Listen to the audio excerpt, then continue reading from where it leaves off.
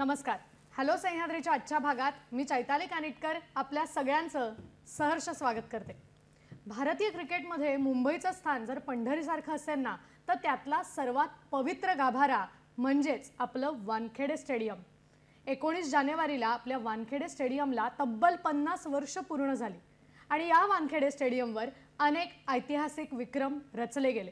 रवी शास्त्रींचे 6 चेंडूत 6 षटकार, 2011 मध्ये आपल्याला मिळालेला विश्वचषक विजय, त्याचबरोबर सचिन तेंडुलकरची अंतिम कसोटी आणि आंतरराष्ट्रीय सामन्यातून झालेली भाऊक निवृत्ती, कित्येक घटना, कित्येक क्षणांचं वानखेडे स्टेडियम हे जणू काही माहेरघर बनलेलं आहे.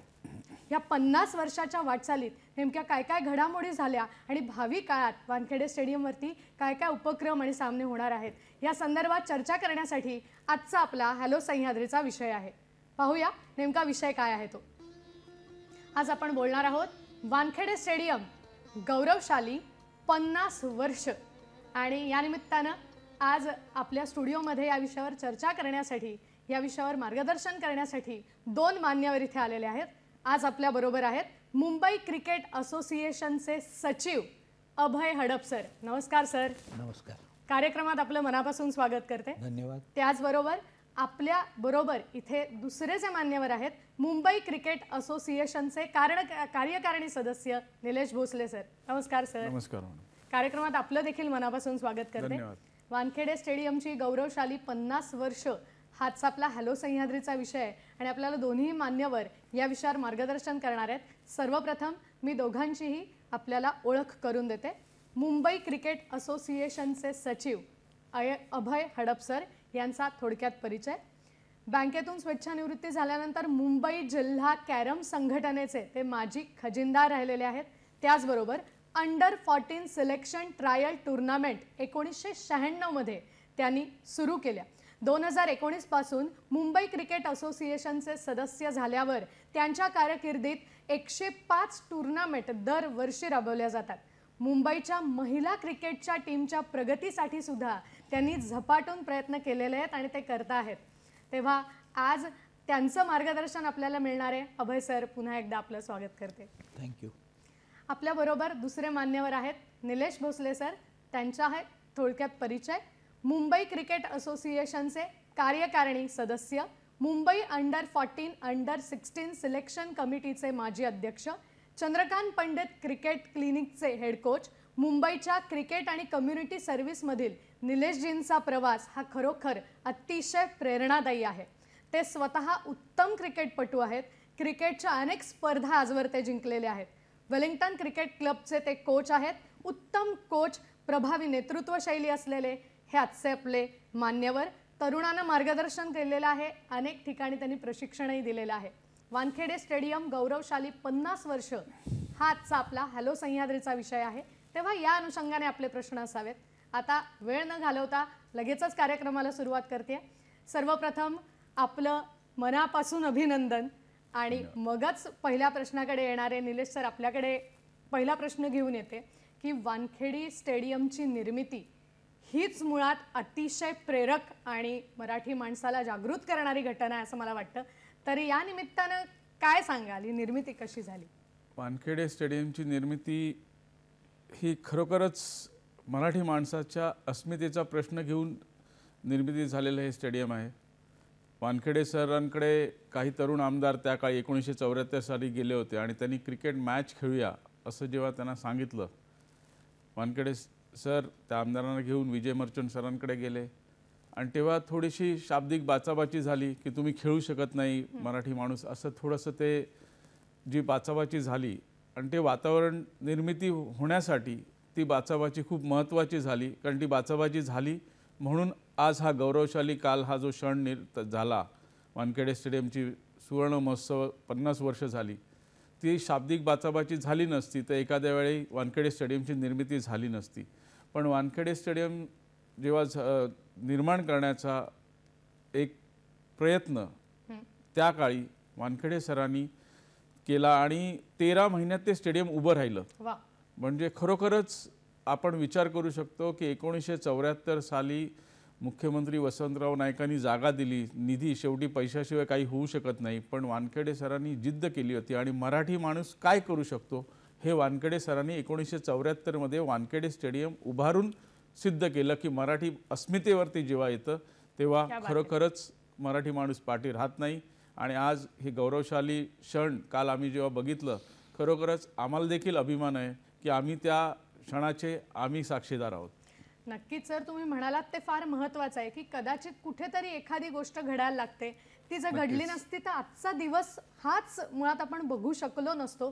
क्रियेविण वाचाळता व्यर्थ हे आपण म्हणतो ते खरं आहे की त्यावेळेला वानखेडे सरांनी इतका महत्त्वपूर्ण निर्णय घेतला आणि हे स्टेडियम उभारलं गेलं आणि म्हणून क्रिकेटचे आपल्यासारखे चाहते आज अनेक सामने या वानखेडे स्टेडियमवर बघू शकतात. यासारखं आणखीन सुख काय म्हणावं. आता अभय सर आपल्याकडे येते. 1975 ते 2025 तब्बल 50 वर्षांची वानखेडे स्टेडियमची झालेली वाटचाल आणि याच्यात अनेकविध बदल त्या वेळेला केले गेलेच, पण महत्त्वाचा बदल सर केला गेला 2011 मध्ये वानखेडे स्टेडियमची पुनर्रचना केली गेली, रिनोव्हेशन केलं गेलं. तर त्यात नेमके कुठले बदल केले गेले याविषयी आम्हाला ऐकायला आवडेल. 2011ला वानखेडे स्टेडियममध्ये पहिले बदल झाले. 1974 साली जो स्टेडियम बांधला गेला होता त्या स्टेडियममध्ये लाकडी सीट होते, बाकडी होती आणि त्याच्यावर सगळे लोक गुण्यागोविंदाने 40,000 लोक बसून मॅच बघायचे. पण जसं मुंबईचं चाळ संस्कृतीतून फ्लॅट संस्कृतीमध्ये रूपांतर होत गेलं तसं ICCच्या नॉर्म्स आल्या, त्यांना बकेट सीटची आवश्यकता होती. स्टेडियमचं चांगलं रिनोव्हेशन करण्याची गरज होती आणि हे सर्व करत असताना बकेट सीट आल्यानंतर ती स्टेडियमची कॅपॅसिटी 32,000पर्यंत आली. पण ती 32,000पर्यंत आली त्याच वेळेला सर्व अद्ययावत सुविधा आपण करायला द्यायला सुरुवात केली होती. कारण पहिल्यांदा पाण्याचा प्रश्न असायचा वानखेडे स्टेडियममध्ये मॅच म्हटल्यावर, पण आता पाणी हे मोफत दिलं जातं. प्रत्येक स्टँडच्या बाहेर पाण्याचे कॅन्स लावले जातात आणि पाणी हे मोफत असतं.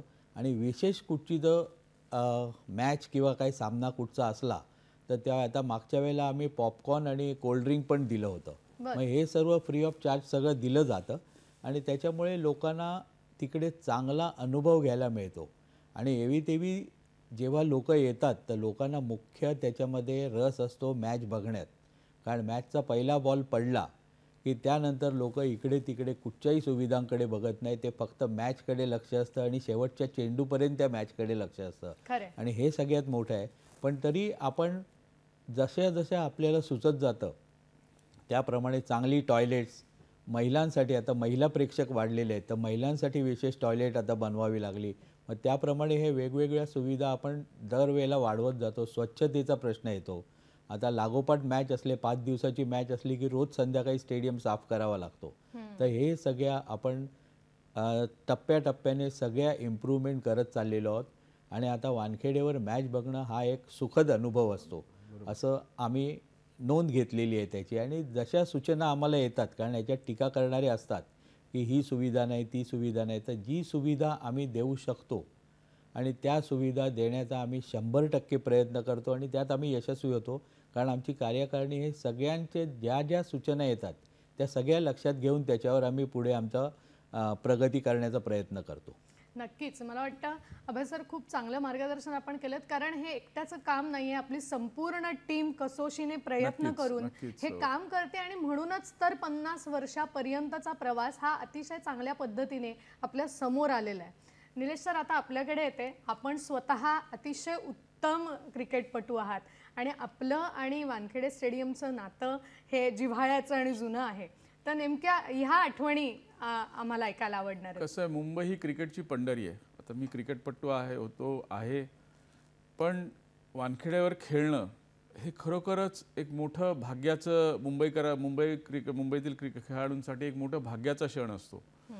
क्रिकेटच्या आठवणी, खेळतानाच्या आठवणी खूप आहेत, पण मी तुम्हाला एक छोटीशी आठवण सांगेन. जेव्हा 1990 साली मी मुंबई अंडर-19 टीममध्ये होतो आणि आमची प्रॅक्टिस असायची MCA समर कॅम्पची.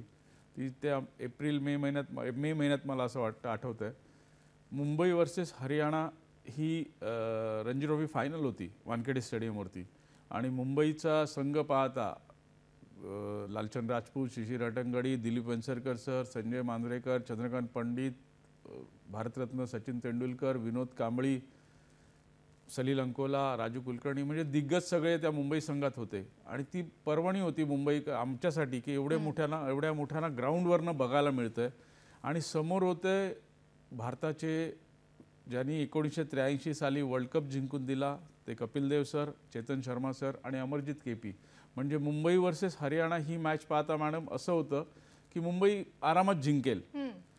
आणि तेव्हा त्या घामाच्या धारा जेव्हा निघत होत्या आमच्या बाहेर बसून आणि तिथे सलील अंकोला त्या पेसने बॉलिंग करत होता, राजू कुलकर्णी बॉलिंग करत होता, ॲबी कुरुलाची ती पहिली मॅच होती. आणि हरियाणाने ज्या पद्धतीने हरियाणा खेळली होती कपिल देव सरांच्या मार्गदर्शनाखाली, चेतन शर्मा बॉलिंग करत होते आणि असं कधी मुंबईकडे पारडं कधी हरियाणाकडे पारडं असं ते मॅच चालली होती. आणि शेवटच्या क्षणी मुंबई 2 रनने ती मॅच हरली होती. आणि दिलीप सरांच्या डोळ्यात अक्षरशः अश्रू आले होते. म्हणजे कर्नल ज्यांना म्हटलं जातं, ज्यांनी तेव्हा 90 साली दिलीप सर हे एक मोठं नाव होतं, आजही ते मोठंच नाव आहे. पण दिलीप सरांना बघायला लोक वेडी व्हायची कारण त्यांची बॅटिंग जी होती ती कला वेगळी होती आणि ती आम्ही वानखेडे स्टेडियमवर जवळून पाहत होतो. म्हणजे त्याच्यासारखा मोठा क्षण माझ्यासाठी नव्हता. आणि जेव्हा सरांच्या डोळ्यातून पाणी येत होतं तेव्हा कळलं की क्रिकेट हे काय असतं.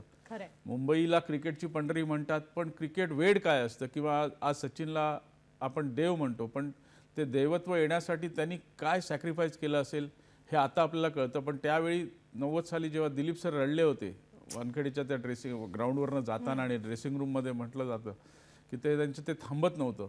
त्यामुळे तो क्षण खरोखरच अतिशय भावनिक होता. आणि अशा बऱ्याच आठवणी वानखेडेच्या आहेत. जेव्हा रणजी ट्रॉफी जसं अभय सर म्हणाले, आधीचं वानखेडे स्टेडियम बाकडे होते, गरवारे पॅव्हलियनमध्ये बसून ती मॅच बघायचो. त्यावेळी एक वेगळी त्या वेळेपासून एक वेगळी अटॅचमेंट वानखेडेबरोबर झालेली आहे. आणि आज 50 वर्षाचा कालावधी झालेला आहे. खूप अशा आठवणी आहेत, खेळतानाच्या आठवणी आहेत. म्हणजे वानखेडेवर खेळायला मिळालं तर हेच खूप मोठं भाग्याचं क्षण आहे असं मला वाटतं. नक्कीच. आपण जिथे काम करतोय क्षेत्रात इतक्या जवळून इतक्या चांगल्या देव माणसांना बघता येतंय, हा खरंच आपल्या सगळ्यांसाठी भाग्याचा क्षण आहे. आणि निश्चित तुम्ही ज्या पद्धतीने सामन्याचं वर्णन केलं, मला वाटतं प्रत्येक क्रिकेट चाहत्याच्या हा सामना जसाच्या तसा समोर आला असेल. असे कैक सामने झाले. तर अर्थातच अभय सर, आता पुढचा प्रश्न माझा आहे की आजपर्यंत किती विश्वचषक सामने आपल्या वानखेडेवर खेळले गेले आणि त्या संदर्भातली एखादी आठवण आपल्याकडून आम्हाला नक्कीच ऐकायला आवडेल. 1987 ते 2011 जवळजवळ 11 सामने खेळले गेलेले आहेत. आणि त्याच्यामध्ये आठवण सांगायची झाली तर 87 साली वगैरे आमचा तेवढा एक बघण्यापुरता संपर्क होता. त्यानंतर 96 साली पण आम्ही प्रेक्षक होतो. पण 2011मध्ये जेव्हा वर्ल्ड कप आला तेव्हा मुंबई क्रिकेट असोसिएशनने काही व्हॉलेंटियर्सना बोलावलं होतं. आणि त्या व्हॉलेंटियर्समधनं मी गेलो. तिकडे गेल्यावर आम्हाला जे पाहिजे ते पडेल ते काम करायचं असं होतं. म्हणजे कोणाला बॉक्स कसा आहे दाखवायचा असेल, स्टेडियमच्या खुर्च्या मोजायच्या असतील, तर ही सर्व कामे आम्ही त्यावेळी केली. आणि ते सर्व करताना 2011च्या वर्ल्ड कपला मला वाटतं इकडे 5 मॅच होत्या आणि 3 मॅच होत्या तेव्हा. आणि फायनल मुंबईमध्ये होती.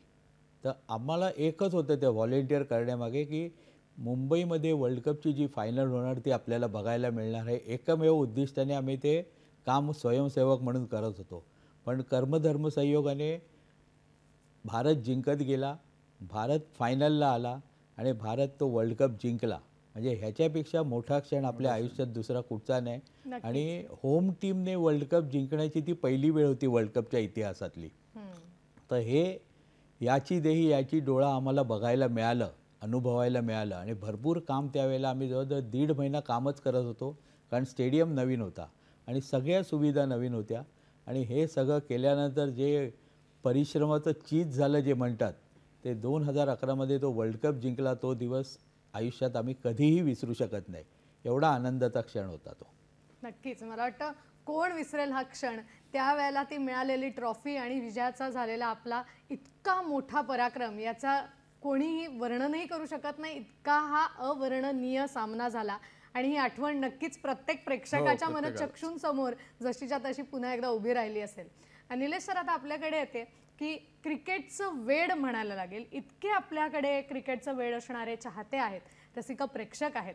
तर रसिक प्रेक्षकांच्या संदर्भातली एखादी आठवण अशी आहे का की जी तुम्हाला विसरताच येणार नाही आणि जिचं वर्णन आज करावं असं वाटतंय? अशा खूप आठवणी आहेत. आता त्या आठवणी आठवायला वेळ लागेल कारण अशा आठवणी आहेत. कारण क्रिकेट प्रेक्षक, क्रिकेट वेडे जसे असतात, जसं तुम्ही आपण रविवारी शिवाजी पार्क, छत्रपती शिवाजी पार्क किंवा आझाद मैदान, ओव्हल मैदान बघितलं तर कुठून कुठून येऊन टेनिस बॉलने ती मुलं खेळत असतात.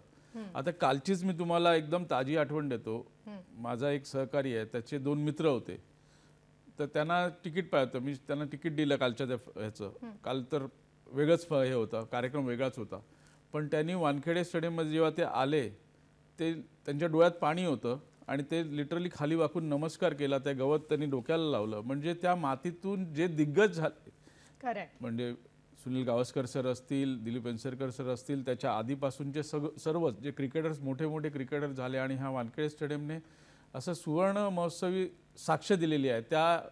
त्या दोघांना तिथे त्या स्टेडियममध्ये पाय ठेवायला मिळाला. त्यांनी पाय ठेवायच्या आधी स्टेडियममध्ये नतमस्तक झाले आणि त्यानंतर ते आतमध्ये आले आणि त्यांच्या डोळ्यात पाणी होतं. हा क्षण खरोखरच भावनिक असतो. आणि प्रेक्षक जेव्हा, आता आम्ही कमिटी मेंबर्स आहे, म्हणजे मला जाणवतं की मी कार्यकारिणी सदस्य आहे, पण सेक्रेटरीवरती किंवा अध्यक्ष आमचे अजिंक्य नाईक हे खरोखरच एवढ्या चांगल्या पद्धतीने ते मुंबई क्रिकेट असोसिएशनचा कारभार सांभाळतात. कारण प्रत्येकाला मॅचला जायचं असतं.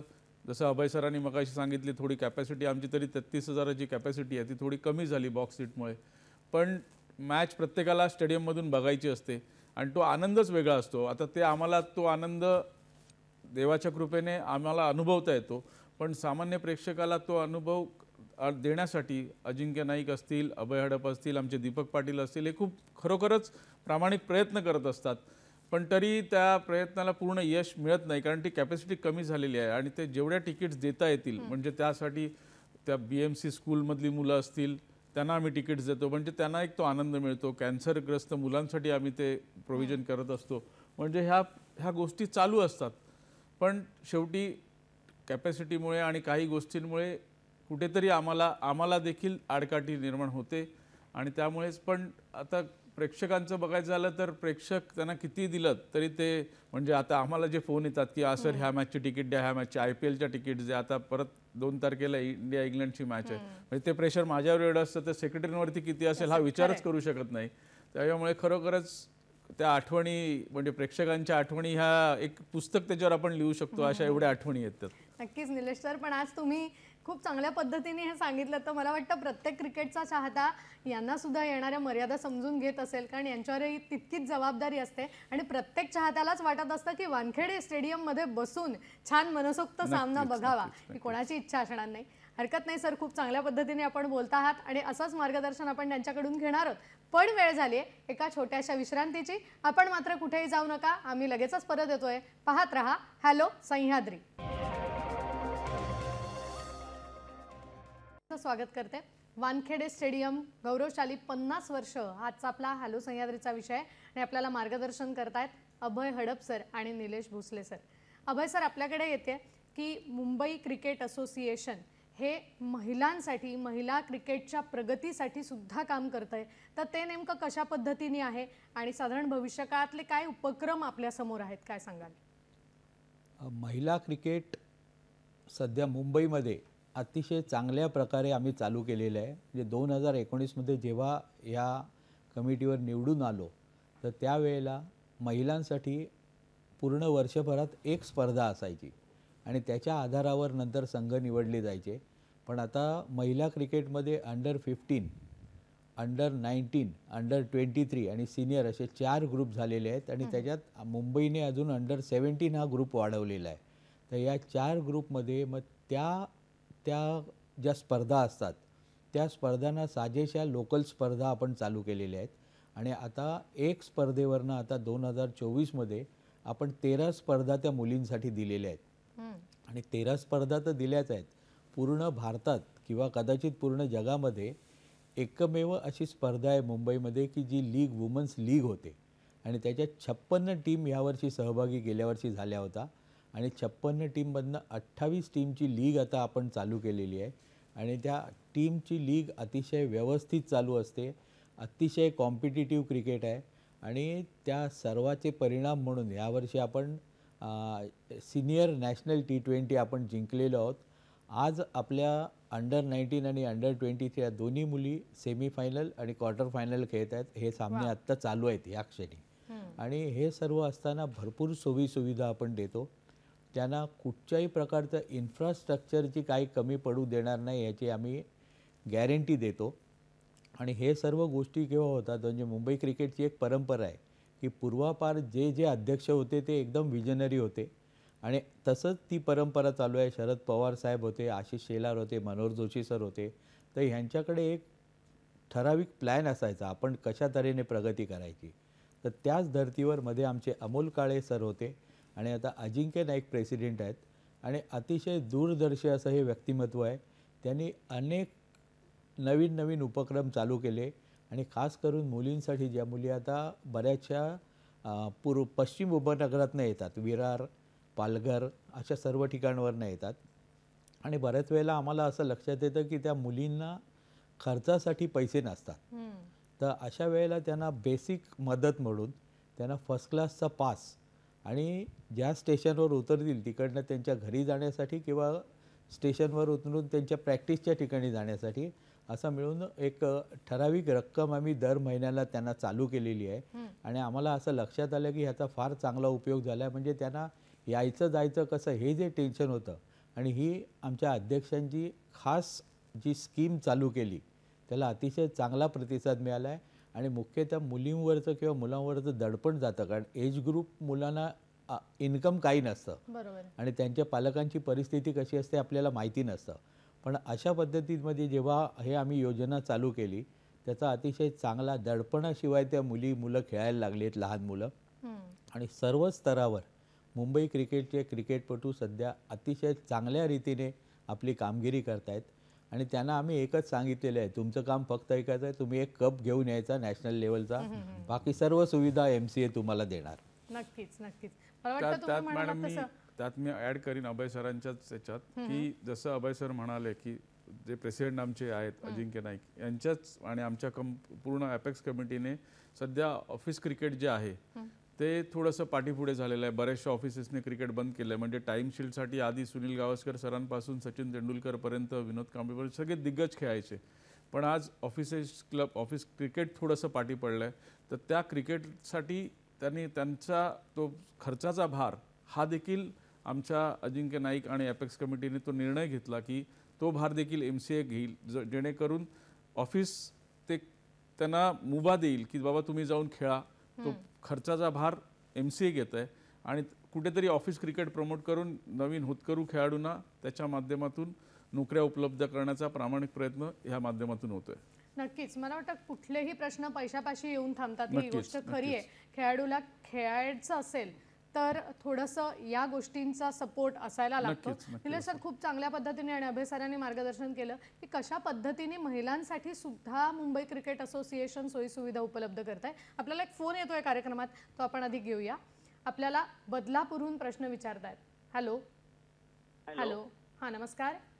नमस्कार. मला अजिंक्य. विचारायचं होतं हां बोला. की मी 2011 साली जी फायनल मॅच बघितली होती आपली वर्ल्ड कपची, तर त्याबद्दल काही तुमच्या आणखी त्याच्याबद्दल काही आठवणी सांगता येऊ शकतील का? नक्कीच. 2011 सालचा विश्वचषक विजय आणि त्याबद्दल आपल्या दोघांच्या मनात एखादी आठवण असेल तर निलेश सर. 11चा तो विजय आहे तो खरोखरच आपल्यासाठी मोठा अभिमानाचा क्षण आणि तो वानखेडेवरचा विजय आहे. सचिन तेंडुलकरांचं स्वप्न होतं, काल त्यांनी सांगितलं पण की जेव्हा 1983 साली कपिल देव सरांना वर्ल्ड कप घेताना बघितलं, काल त्यातले 3 जण तिथे उपस्थित होते, दिलीप वेंसरकर सर, रवी शास्त्री सर आणि सुनील गावस्कर सर. आणि भारतरत्नांनी ते सांगितलं की बाबा हा कुठेतरी माझ्या याच्यात होता की मला ते जिंकायचं आहे. आपण 2003 साली तो प्रयत्न आपला अपुरा पडला, पण 2011 आपल्या मुंबईच्या म्हणजे भारताची पंढरी, मुंबई क्रिकेटची पंढरी म्हणतात आणि तिथेच हा सुवर्णयोग साध्य झाला. खरोखरच जेव्हा 2 विकेट पडल्या होत्या तेव्हा बऱ्याच जणांनी TV बंद केला होता. म्हणजे सहवाग आणि सचिन आऊट झाल्यानंतर TV बंद झाला होता. पण नंतर जी बॅटिंग केली गौतम गंभीर, विराट कोहली, महेंद्रसिंग धोनी आणि युवराजने, आणि जेव्हा तो सिक्सर मारला धोनीने, तो बॉल जिथे पडला, आज आमच्या कमिटीने दिवंगत अमोल काळे यांच्या मार्गदर्शन, तेव्हा ते अध्यक्ष होते, त्यांनी ती योजना आणली आणि अजिंक्य तेव्हा सेक्रेटरी होते. तर त्यांनी जिथे बॉल पडला तिथे ते एक तो मोमेंटो तयार केलेला आहे वानखेडे स्टेडियमवर, आपण बघितला असेल. आणि तीच आठवण मोठी आहे कारण जो बॉल पडला तीच आपल्याला एक मोठी आठवण करून देईल की बाबा इथेच बॉल पडला आणि ह्याच तो क्षण होता जिथे भारताने वर्ल्ड कप जिंकला. क्या बात आहे. मला वाटतं आणखीन कुठली आठवण आहे. आणि यालाच जोडून सर मला विचारायचं आहे की आपल्याकडे जे स्टँड उभे केलेत किंवा आत्ता तुम्ही आठवण म्हणालात त्या पद्धतीने, तर त्या स्टँडच्या माध्यम जिथे तिकीट विक्री होते तर त्यातून मिळणारा जी काही रक्कम आहे, पैसा आहे, तो सुद्धा आपण युवा खेळाडूंसाठी वापरतो. तर या दृष्टीने काय सांगाल? जसं मी आता तुम्हाला जसं अभय सर म्हणाले, मुलींसाठी आम्ही ते फंड सुरू केला आहे, कारण ते एज ग्रुपमधल्या मुली असतात त्यांचं सोर्स ऑफ इन्कम नसतं. पालघर आणि तिथून ती मुलं येतात. फक्त मुलीच नाही तर मुली आमच्या मुंबईच्या स्टेट टीमच्या प्रॉविबल्समध्ये येतात. त्यांची प्रॅक्टिस आपले खूप चांगलं इन्फ्रास्ट्रक्चर आहे BKC इंडोर अकॅडमीमध्ये, शरद पवार BKC इंडोर अकॅडमीमध्ये. तर तिथे ती मुलं येतात, प्रॅक्टिस करतात. त्यांचं सर्व खर्च जेव्हा ती प्रॅक्टिसला येतात लंचपासून सर्व खर्च MCA करतं. त्याचबरोबर BMCसाठी कालच आम्ही जे BMC स्कूलसाठी ज्यांनी काम करतात मंगेश भालेकर, त्यांचा सत्कार वानखेडे स्टेडियमवर झाला. पण मुंबई क्रिकेट असोसिएशन ह्या सर्व गोष्टींसाठी पूर्णपणे प्रामाणिक प्रयत्न करत असते. जे काही क्रिकेटसाठी करता येईल ते मुंबई क्रिकेट असोसिएशनच्या माध्यमातून होत असतं. क्या बात आहे. मला वाटतं इतकं चांगलं प्रेरित कार्य यांच्याकडून होत आहे आणि त्याचमुळे आपल्याला सुद्धा अतिशय उत्तम सामने इथे बसून पाहता येतात. नक्कीच. अभय सर, आपल्याकडे येते की अनेकांचं स्वप्न असतं की मला सुद्धा कुठेतरी मास्टर ब्लास्टर सचिन तेंडुलकरांनी एवढं नाही पण थोडंफार तरी क्रिकेट यावं. आणि यासाठी अनेक युवा खेळाडू हे आपल्या आपल्या परीने प्रयत्न करतच असतात. तर अशा या नवोदित क्रिकेटर्सना सुरुवात करायची असेल मुळात, तर या दृष्टीने आपण काय मार्गदर्शन कराल? साधारणतः मुलगा 8-10 वर्षाचा झाला की त्यांच्या पाठीवर ते आपलं किट मोठं घेऊन ती मुलं ग्राउंडच्या दिशेने निघतात.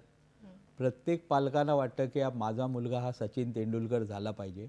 पण हे सचिन तेंडुलकर होण्यासाठी सुद्धा एक प्रोसेस असते आणि त्या आम्ही वेगवेगळ्या स्तरावरती त्यांच्यासाठी क्रिकेट सुविधा उपलब्ध केलेल्या आहेत. मुलगा साधारण 10 वर्षाचा झाला की क्रिकेट खेळायला लागतो. अंडर-12 मुंबईमध्ये पहिली स्पर्धा होते, म्हणजे अंडर-12 12 वर्षाखालच्या कुमारांसाठी.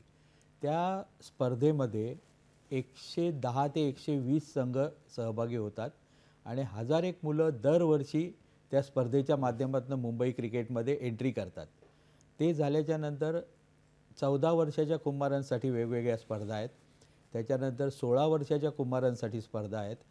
नंतर अंडर-19 आहे, अंडर-23 आणि सिनियर असे वेगवेगळ्या स्तरावर आहे. पण यांना सगळ्यांना आम्ही एक सिलेक्शन ट्रायल लावतो आणि सध्या ह्यावर्षी ह्या मुलांना अजून चांगलं प्रशिक्षण मिळावं म्हणून सध्या खेळत असलेले संघाव्यतिरिक्त चांगली मुलं शोधण्यासाठी एक टॅलेंट हंट यावर्षी आम्ही चालू केलं आहे. जवळजवळ 7 सेंटरमध्ये मुंबईतल्या वेगवेगळ्या ठिकाणी 5-1 हजार मुलं त्यांनी पाहिलेली आहेत आणि त्या 5,000 मुलांमधनं 30 मुलं प्रत्येक एज ग्रुपची निवडून त्यांना विशेष मार्गदर्शन MCA तर्फे देण्यात येणार आहे. आणि ही सर्व प्रकारची सुविधा सगळ्यांना मुंबईमध्ये फार मोठ्या प्रमाणावर कोचिंग चालतं. पण त्या कोचिंगमध्ये पण शेवटी त्यांना एका प्रोसेसमधनं जावं लागतं. त्यांना इंटर स्कूल खेळावी लागते, इंटर क्लब टुर्नामेंट्स खेळावे लागतात. नंतर पुढे अजून त्यांची प्रगती होत जाते आणि ह्या सर्वामध्ये तावून सुलाखून जो निघतो आणि जो चांगला जिद्दी असतो ते खेळाडूच पुढे जातात. कारण शेवटी 25,000 रजिस्ट्रेशन असलेल्या MCAच्या माध्यमातून प्रत्येक एज ग्रुपमध्ये फक्त 15 मुलं एका टीममध्ये खेळतात. तर ही भयंकर जिद्द असावी लागते, त्याच्यासाठी गुणवत्ता असावी लागते आणि ज्या वेळेला संधी मिळेल ती संधीचं सोनं करायची आपली तयारी असावी लागते. त्यामुळे ज्या एज ग्रुपच्या मुलांना खेळायचं असेल, ग्रासरूटपासून सुरुवात करायची असेल तर अंडर-12 पासून त्यांनी सुरुवात करावी आणि त्यानंतर पुढे त्यांना आपोआप आपला मार्ग मिळत जातो. फक्त क्रिकेट सातत्यपूर्ण खेळण्याची जिद्द पाहिजे आणि पालकांमध्ये सहनशक्ती पाहिजे. त्यांनी 1-2 वर्षात मुलाला कंटाळून क्रिकेटमधनं बाहेर करू नये अशी आमची इच्छा असते आणि त्यानुसार आम्ही सगळं कामं करतो. नक्कीच. मला वाटतं हे फार अमूल्य मार्गदर्शन आहे की एखादी गोष्ट त्याच्यात जर आपल्याला प्रावीण्य मिळवायचं असेल तर ते सातत्यपूर्ण करत राहणं हे फार आवश्यक आहे. आणि खेळ तर नक्कीच असा आहे की ज्याचा सराव हा अखंडितपणे सुरूच ठेवावा लागतो.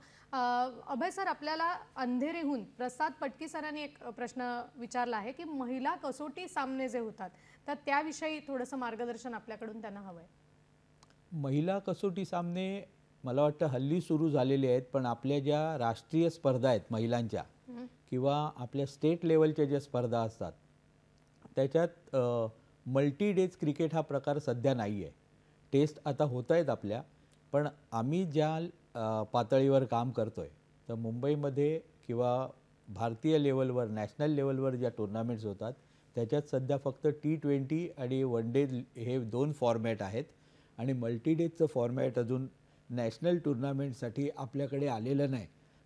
तरी पण काही कसोटी सामने हे चालू असतात, पण ते आंतरराष्ट्रीय पातळीवर असतात. त्यामुळे देशावरच्या पातळीवर असे कुठच्याही प्रकारचे मल्टी डेजचे सामने नाही आहेत आपल्याकडे. ओके, मला वाटतं यांना प्रश्नाचं उत्तर नक्कीच आपण दिलेलं आहे. आता निलेश सर आपल्याकडे येते.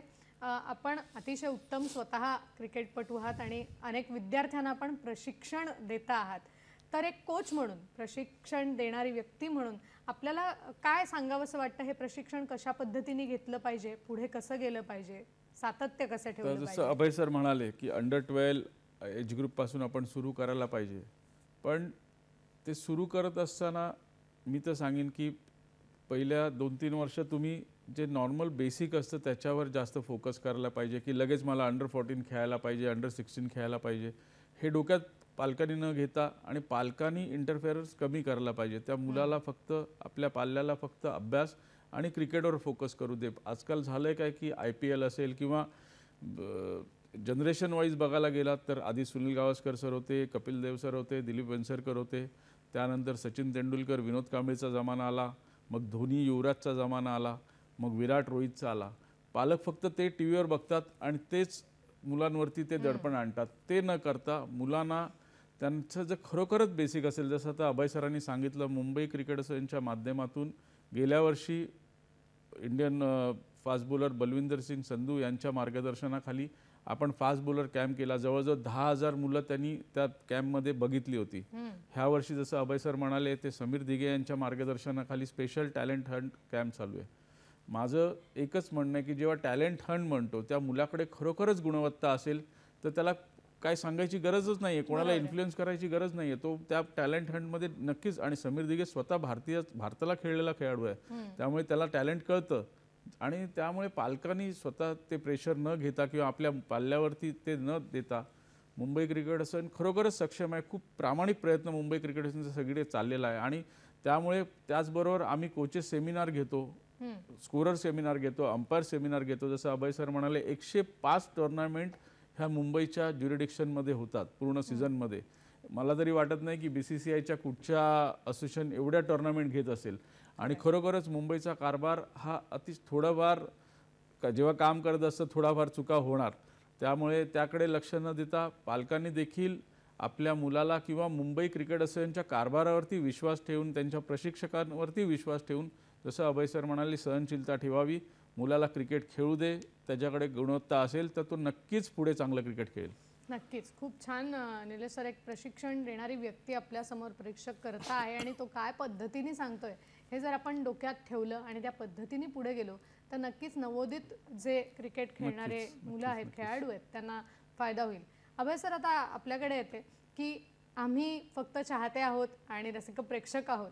आम्ही खेळत नाही, परंतु समोरून हा सामना पाहत असताना तो सामना फक्त एक मनोरंजन आणि एक उत्सुकता, एक शिगेला पोचलेली असते, उत्कंठा वाढलेली असते.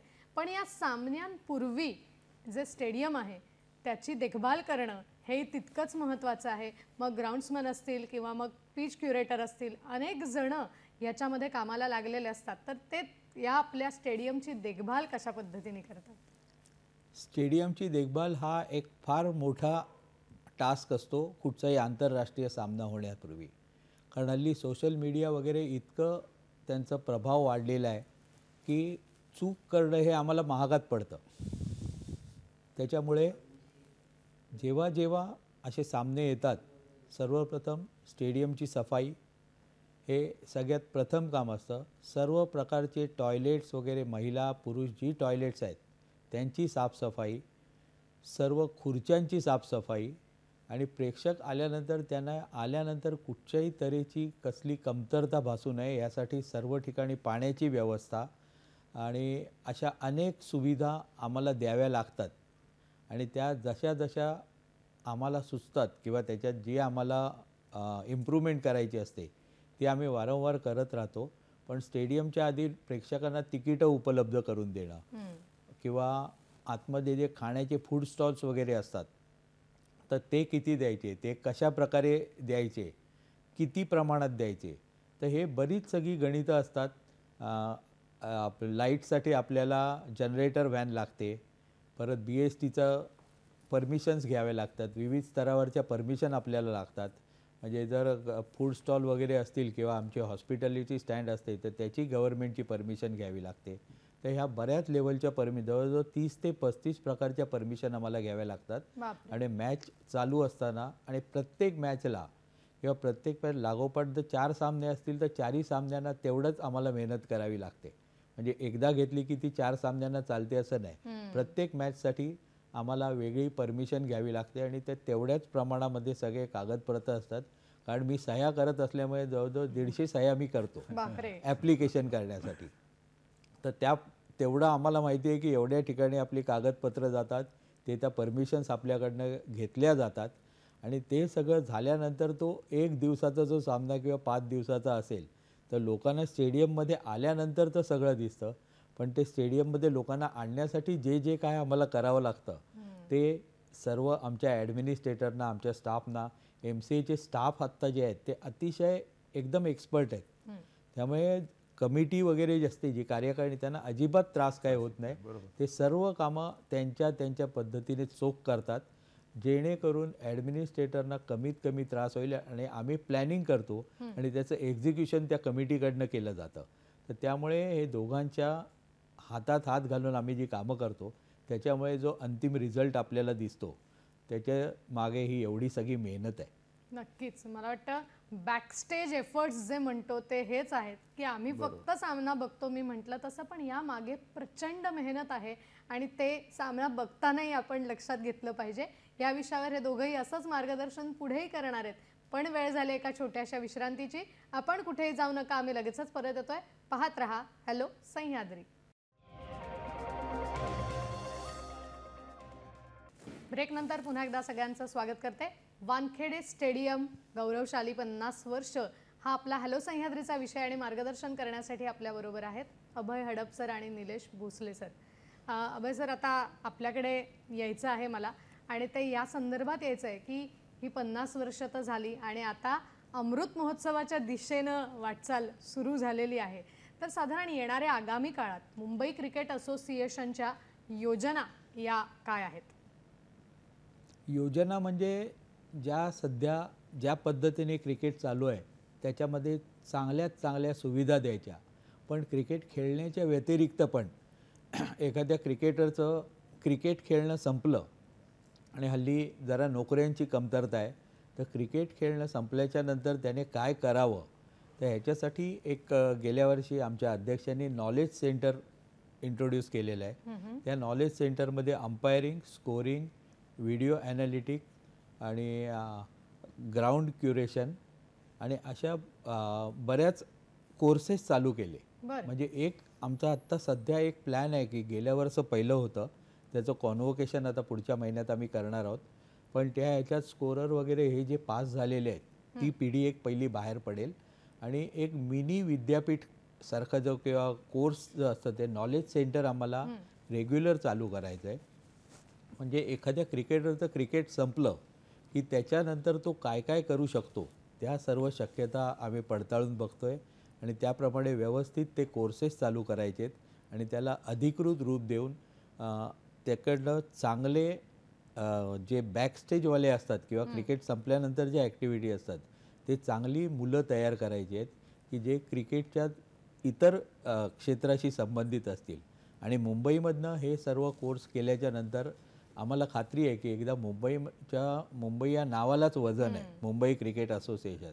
तर मुंबई क्रिकेट असोसिएशनचे हे कोर्स केल्याच्या नंतर त्यांना बाहेरच्या स्टेटमध्ये भरपूर मागणी येईल आणि एक नोकऱ्या न मिळण्याची जी फेज आहे त्याऐवजी हे स्वयं काय जो व्यवसाय तर ते चालू करण्याचं आमचं एक ध्येय आहे. सध्या आम्ही त्याची सुरुवात केली आहे, पण मला खात्री आहे की हे पूर्ण म्हणजे स्पोर्ट्स मॅनेजमेंट टाईप हे काहीतरी करण्याचा आमचा हेतू आहे आणि त्या दृष्टीने आमची पावलं चालू आहेत आणि ह्या बऱ्याच गोष्टी ह्याच्यामुळे आता क्युरेटर्स आम्हाला मिळालेले आहेत, मसाजवाले मिळालेले आहेत. तर हे सगळे आणि वेगवेगळ्या स्टेटमध्ये ते इकडनं कोर्स करून काम करायला लागलेत. तर हे आमचं ध्येय आहे की आफ्टर क्रिकेट काय, तर नॉलेज सेंटर ही कन्सेप्ट आम्ही मांडलेली आहे आणि त्याच्यात या येत्या 1-2 वर्षात इम्प्रूव्हमेंट करून ते एक छोटं विद्यापीठसारखं करायचा आमचा प्रयत्न असेल. सर, आत्ता जे हे कोर्सेस घेतले जातात तर त्याच्यासाठी शैक्षणिक पात्रता काय आवश्यक असते? प्रत्येक कोर्ससाठी वेगवेगळ्या शैक्षणिक पात्रता आहेत. त्यामुळे आमच्या वेबसाईटवर त्याची अर्हता जी काय असते ती प्रत्येक वेळेला ती मांडली जाते. कारण व्हिडिओ ॲनालिस्ट असेल किंवा कोचिंगचं असेल तर कोचिंगला त्यांना किमान तो फर्स्ट क्लास क्रिकेट खेळलेला वगैरे त्यांचे जे जे क्रायटेरिया असतात ते त्यांना पुरे करावे लागतात. पण ते जनरली क्रिकेट खेळलेला माणूस ह्याच्यामध्ये बसणारा असतो. कारण तो अंपायर होऊ शकतो, तो स्कोरर होऊ शकतो आणि हे सगळे ते कोर्स त्यांना करणं इझी असतं. मॅच रेफरी होऊ शकतात. तर हे सर्व गायडन्स MCAच्या माध्यमातून अधिकृतरित्या आम्ही देऊ आणि त्याची जी काय एलिजिबिलिटी असेल ती त्या पोस्टसाठी वेगवेगळ्या वेळेला त्या आमच्या MCAच्या वेबसाईटवरती मेन्शन केली जाते आणि जेव्हा आम्ही अर्ज मागवतो त्या पर्टिक्युलर कोर्ससाठी तर त्यामध्ये ती अर्हता लिहिलेली असते. क्या बात आहे. म्हणजे बघा, प्रत्येक वेळेला आपल्याला सामना खेळून तिथेच विजयी झालं पाहिजे असं नाही, तर हे अनेक आपल्याकडे वेगवेगळे कोर्सेस सुद्धा उपलब्ध आहेत. तर या संदर्भात जर आपल्याला माहिती हवी असेल तर आपण ती त्या संकेतस्थळावर नक्कीच घेऊ शकतो. कार्यक्रमात एक आपल्याला फोन येतो तो आपण घेऊया. हॅलो, मंगल आपटे पुण्याहून प्रश्न विचारतात. नमस्कार. मला असा प्रश्न विचारायचा की त्या काळामध्ये एवढं मोठं वानखेडे स्टेडियम, पहिल्या गोष्ट म्हणजे 50 वर्ष पूर्ण झाली म्हणून त्याचं सगळ्यात शुभेच्छा तुम्हाला माझ्यातर्फे. धन्यवाद. आणि त्यावेळेला पावसाळ्याच्या दिवसात तुम्ही काय काळजी घेत होता त्या काळात? म्हणजे पूर वगैरे आला तर किंवा ते त्याच्यावर हे घालणं काय, आताच्या ह्याच्यात आणि त्यावेळेच्या ह्याच्यात खूप फरक आहे. म्हणजे असं किती काय काळजी घेत होतात तुम्ही, तेवढंच होतं मला विचारायचं. नक्कीच नक्कीच. त्यांचा प्रश्न खूप छान आहे, कारण आपण सगळ्यांनीच 2005चा मुंबईचा जलपूर अनुभवलेला आहे. तर पावसाळ्यामध्ये असेल किंवा अशा वेळेला स्टेडियमची साधारण काळजी काय घ्यायला लागते आणि त्यावेळेला विशेष आपण कुठल्या पद्धतीने काळजी घेता?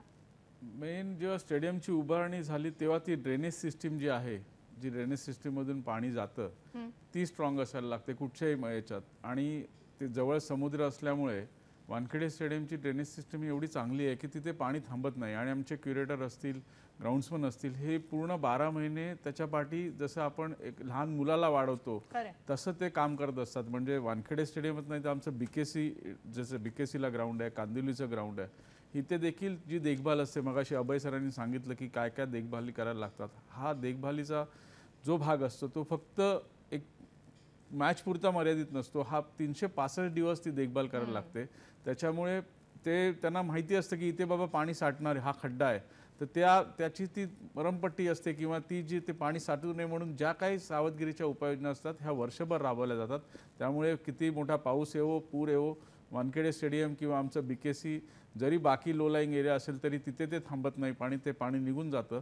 आणि त्याच्यामुळे आम्हाला तसा मोठा त्रास सध्या अजून तरी झालेला नाही आणि तो पुढे होणार नाही याची काळजी आम्ही नक्कीच घेऊ. नक्कीच पुढे तो होणार नाही, कारण खरंच या सगळ्यामध्ये ग्राउंड्समन असतील, पिच क्युरेटर असतील, यांचं खरंच मोठं श्रेय. तुम्ही म्हणालात ते अगदी खरं आहे की स्वतःचं मूल असल्याप्रमाणे ते या मैदानाची काळजी घेतात आणि म्हणूनच वानखेडेवर अजून अशा पद्धतीने कुठलाही त्रास तुम्हाला झाला नाही आणि नक्कीच तो पुढेही होणार नाहीये. निलेश सर, मला आपल्याला प्रश्न विचारायचा आहे की या 50 वर्षाच्या वर्धापन दिनानिमित्त 12 जानेवारी ते 19 जानेवारी या कालावधीत, या सप्ताहात अनेकविध कार्यक्रमांचं आयोजन केलं होतं आणि खूप सगळ्या आठवणी आपण जशाच्या तशा जपून ठेवल्यात आणि पुन्हा एकदा त्या जाग्या करायचा प्रयत्न केलात. तर या सप्ताहात साधारण कुठले कुठले कार्यक्रम केले गेले? 12 तारखेला पहिलं कार्यक्रमाची सुरुवात झाली. आमची अपेक्स कमिटी मेंबर विरुद्ध प्रेसची मॅच, त्या मॅचच्या इनॉग्रेशनने ते सुरुवात झाली. त्याच्यानंतर जे मुंबईसाठी खेळले, जे माजी क्रिकेटर्स मुंबईसाठी खेळले, मुंबई करून ते भारताला खेळले, तर त्यांचा सत्कार, त्यानंतर IPS, IAS, गव्हर्नमेंट काउन्सिलर यांची मॅच झाली. आणि मला 12 तारखेचा खास उल्लेख करावासा वाटतो. सुनील गावस्कर सरांनी तेव्हा त्यावेळी देखील ते 12 तारखेला देखील आले आणि त्यांनी सांगितलं, आजच्या भाषणात ते बोलले की आजच्या कार्यक्रमाचं मला इन्व्हिटेशन नव्हतं पण भारताचा कर्णधार होण्याच्या आधी मी मुंबईचा कर्णधार होतो, त्यामुळे माझं कर्तव्य आहे आजच्या कार्यक्रमाला येण्याचं. आणि सुनील गावस्कर सर जर एवढे या भावनेतून येत असतील तर त्या कार्यक्रमाचं स्वरूप केवढं मोठं होईल हे आमच्यासाठी अभिमानास्पद होतं.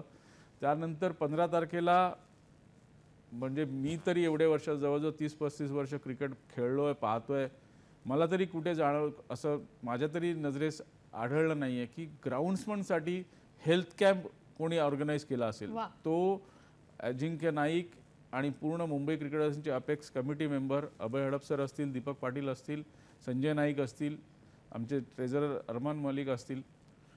आणि या 2 नावं मला खास सांगायचे त्या माध्यमात मी ॲड करतो की अभय सर म्हणाले आमचा ऑफिस स्टाफ, आमचे कालच आम्ही त्यांचा सत्कार केला. आमचे executive secretary CS Naik sir, 50 वर्षाचा अनुभव आहे, ॲडमिनिस्ट्रेशन काय असतं, कुठच्या योजना कुठे राबवायच्या, आणि आमचा जनरल मॅनेजर किंजल पटेल. खरोखरच ह्यांच्या मार्गदर्शनाखाली तो जो कॅम्प झाला, मेडिकल कॅम्प झाला, आणि 176 ग्राउंड्समन होते मुंबई, ठाणा, नवी मुंबईतून 176 ग्राउंड्समन आले. डॉक्टर आदिल छागला आणि भारताचा माजी कर्णधार, मुंबईचा कर्णधार अजिंक्य राणे यांनी येऊन इंटरॅक्शन केलं. आणि अजिंक्य राणेने एक शब्द वापरला जो मुंबई क्रिकेटच्या ह्या ग्राउंड्समनसाठी आहे, मामा.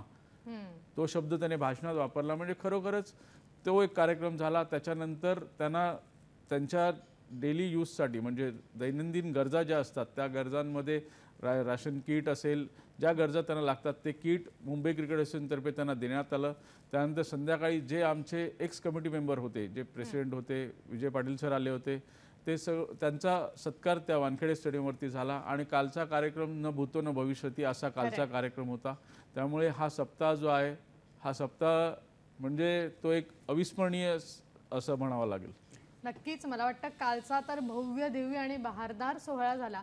आणि पुन्हा एकदा अगदी 1975 पासूनच्या सगळ्या आठवणी आपल्या समोर आल्या. याची क्षणचित्र बऱ्याच ठिकाणी आपल्याला सामाजिक माध्यमांवर उपलब्ध होतीलच. सुनील गावस्कर असू देत, रवी शास्त्री असू देत, दिलीप वेंगसरकर असू देत, सचिन तेंडुलकर असू दे, अगदी प्रत्येक क्रिकेटियरसाठी हे खरंच विद्येचं मंदिर म्हणायला लागेल. आणि प्रत्येकानं याच्यासाठी सॅल्यूट दिलाय, सलाम दिलाय. वानखेडे स्टेडियमची गौरवशाली 50 वर्षांची वाटचाल इतक्या छान पद्धतीने आपल्याला अभय सरांनी आणि निलेश सरांनी आज उलगडून दाखवली. त्याबद्दल संपूर्ण हॅलो सह्याद्रीच्या टीमच्या वतीने मी आपल्या दोघांचेही मनापासून आभार या ठिकाणी व्यक्त करते. खूप धन्यवाद. आणि हे सुवर्ण क्षण आता हळूहळू पुढे जाणार आहेत आणि अमृत महोत्सवाच्या दिशेने ह्याची वाटचाल होणार आहे. त्यासाठी आपल्या दोघांना, संपूर्ण मुंबई क्रिकेट असोसिएशनला मी मनापासून शुभेच्छा देते आणि आपलं अभिनंदन पुन्हा एकदा करते. आज मात्र रसिक प्रेक्षक इथेच थांबायची वेळ झाली. आपण भेटणार आहोत हॅलो सह्याद्रीच्या पुढच्या भागात एका नवीन विषयासह. आत्ता मात्र निरोप घेतेय. नमस्कार. नमस्कार.